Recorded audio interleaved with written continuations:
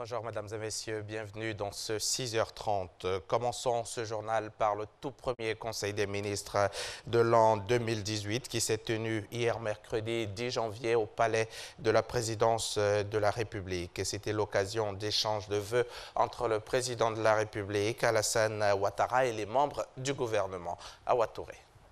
Le Conseil des ministres de ce mercredi 10 janvier, le premier de l'année 2018, a démarré par des échanges de vœux entre le président de la République, Alassane Ouattara, et le gouvernement, dont le Premier ministre, Amadou Gon Coulibaly, s'est fait le porte-parole. Tous les membres du gouvernement sont déterminés à œuvrer, chacun selon ses attributions, à la concrétisation sur le terrain de la feuille de route qui nous est ainsi définie. Les actions concrètes pour la mise en œuvre de ces importants chantiers que vous avez énoncés seront mises en œuvre avec célérité et efficacité. Plus que jamais, nous prenons l'engagement d'œuvrer sans relâche à accroître l'efficacité de nos actions en vue de répondre de façon diligente aux attentes pressantes et légitimes des populations. Aussi, Excellence, Monsieur le Président de la République, nous prenons l'engagement que nous ne ménagerons aucun effort en vue de mener avec dévouement et rigueur nos missions respectives. Sous votre autorité, nous veillerons à la cohérence d'ensemble de l'action gouvernementale. Monsieur le Premier ministre, ce premier Conseil des ministres de l'année 2018 coïncide avec l'an 1 du premier gouvernement de la Troisième République. Je voudrais donc profiter de cette occasion pour vous féliciter, ainsi que l'ensemble des membres du gouvernement, pour l'important travail que vous avez accompli tout au long de l'année, malgré les adversités. Je vous félicite tout particulièrement, Monsieur le Premier ministre, pour votre leadership et votre dynamique action à la tête du gouvernement, en dépit d'une année 2017 particulièrement difficile. Monsieur le Premier ministre, vous avez relevé les priorités auxquelles le gouvernement devra s'atteler tout au long de l'année 2018. Et je résume, à savoir le renforcement des institutions pour la paix et la bonne gouvernance, la transformation structurelle de notre économie, l'amélioration des conditions de vie des populations, la promotion de la jeunesse et de la femme. Je vous demande donc d'œuvrer dès à présent à la concrétisation de la feuille de route que vous venez de définir. J'attends bien sûr du gouvernement, comme d'habitude, diligence et célérité. Saisissant l'occasion, Jean-Claude Brou, nouvellement élu par les chefs d'État et de gouvernement comme président de la commission de la CEDEAO, a exprimé sa gratitude au président de la République pour le choix porté sur sa personne. Excellence, Monsieur le Président de la République, cette décision des chefs d'État et de gouvernement est un grand honneur qui est fait à notre pays, la Côte d'Ivoire, et vous l'avez indiqué. Elle est de nature à contribuer davantage à son rayonnement sur la scène régionale et internationale, qui est l'une de vos ambitions. En témoignent les nombreux succès enregistrés sur ce plan depuis que vous présidez aux destinées de la Côte d'Ivoire. Je suis donc naturellement heureux de contribuer à cette ambition. Le chef de l'État lui a dit sa fierté et l'espoir qu'il place en lui dans la conduite de cette noble mission. Je voudrais, en notre nom à tous, féliciter mon jeune frère, le ministre Jean-Claude Brou. Merci.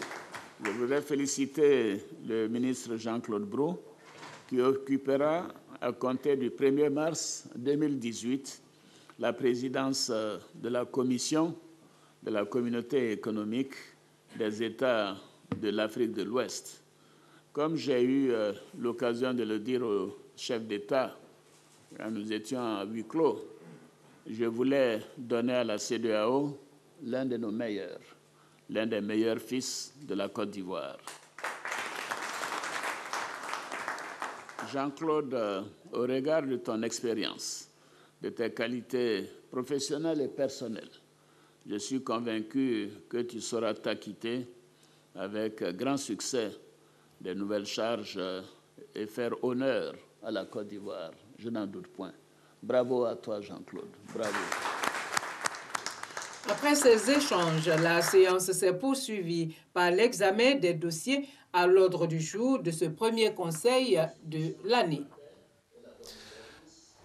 Nommé par décret le 14 juillet 2017, le président de la Haute Autorité à la bonne gouvernance, Ngolo Coulibaly, a été installé dans sa charge hier mercredi 10 janvier 2018 à l'occasion d'une cérémonie en présence du chef de l'État, le président Alassane Ouattara. C'était donc au palais de la présidence de la République. Je rappelle que Ngolo Coulibaly était précédemment médiateur de la République avant cette nouvelle nomination. Alors, qui est Ngolo Coulibaly? Cet homme au riche et long parcours dans l'administration publique. Mahama Traoré, notre reporter, nous dresse ici son portrait. À 73 ans, Ngolo Fatogoma Coulibaly a su bâtir le profil qui a milité en faveur de sa désignation à la tête de la Haute Autorité pour la bonne gouvernance. Natif de Mbengue dans le nord de la Côte d'Ivoire, Ngolo Coulibaly est un économiste gestionnaire de formation, doublé de son rang d'administrateur des services financiers dans la fonction publique.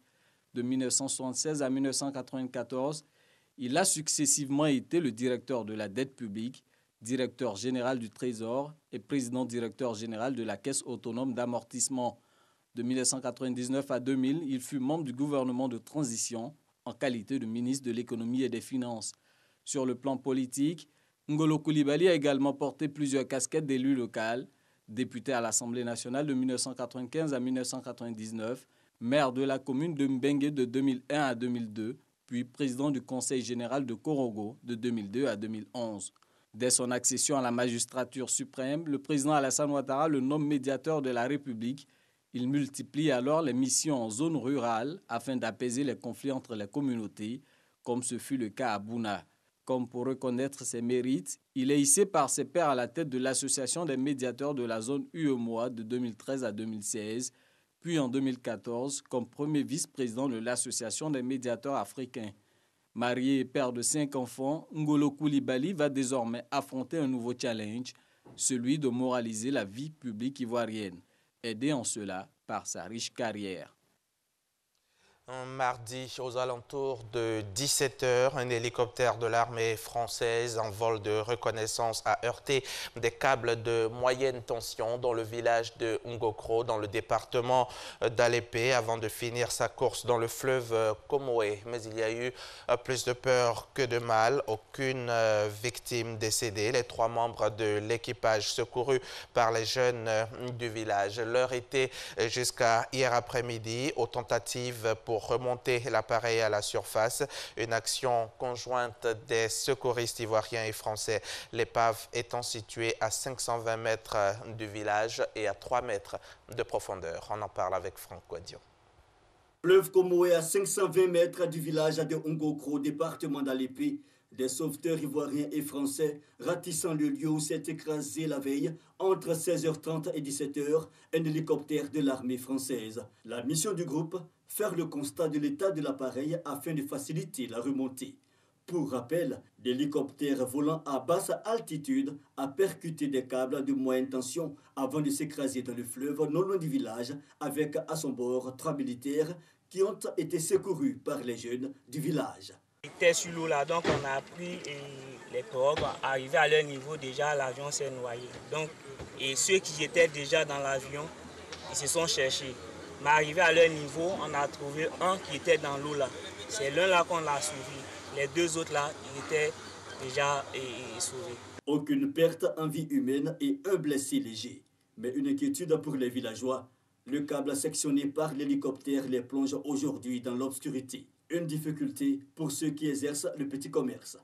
Une inquiétude posée aux autorités militaires françaises et ivoiriennes venues aux premières heures ce matin et prise en compte selon les habitants. Au niveau qu'on appelle des petites et moyennes entreprises, telles que ceux qui ont les poissonneries, actuellement tous les poissons sont en train de se décomposer parce qu'il n'y a pas de courant. Donc tout à l'heure nous étions avec le commissaire chargé qu'on appelle des affaires de contentieux au niveau de la mer française. En tout cas, il nous a rassurés. L'hélicoptère français venu du 43e BIMA effectuait une mission de reconnaissance dans le cadre des préparatifs des exercices militaires conjoints franco-ivoiriens.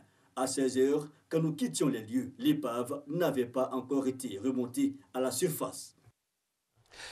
Plus en bref, la marine libyenne a annoncé mardi sur la base du récit de survivants qu'entre 90 et 100 migrants avaient disparu en Méditerranée après le naufrage de leur embarcation de fortune au large des côtes libyennes au niveau de la ville d'Al-Khoms.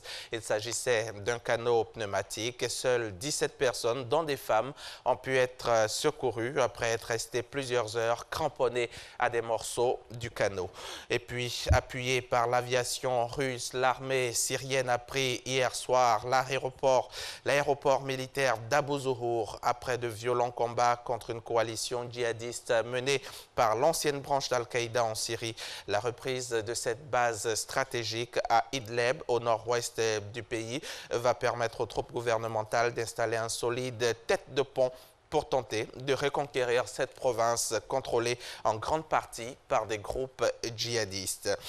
En bref, et en image pour refermer ce journal, rendons-nous aux États-Unis où le président Donald Trump a affirmé que son pays pourrait revenir dans l'accord de Paris sur le climat tout en ne donnant aucun signe concret qu'il entendait aller dans cette direction à ce stade. L'accord de Paris tel que nous l'avons signé était très injuste pour les États-Unis.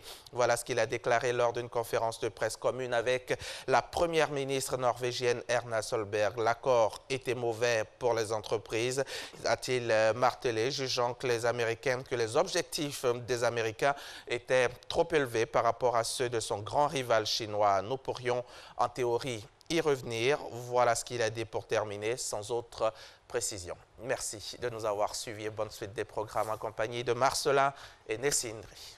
Merci beaucoup Hamza. Rendez-vous avec vous aux 13h. Non, pour le week-end, ce sera pour le week-end. Mais de temps en temps, en 2018, il se repose beaucoup. C'est bien. C'est bien. Il fait du sport, il a pris de nouvelles résolutions, il fait du sport, tout ça. Il a abandonné le cigare. Oui, je suis vos conseils dans Matin Bonheur. C'est mis au gainage.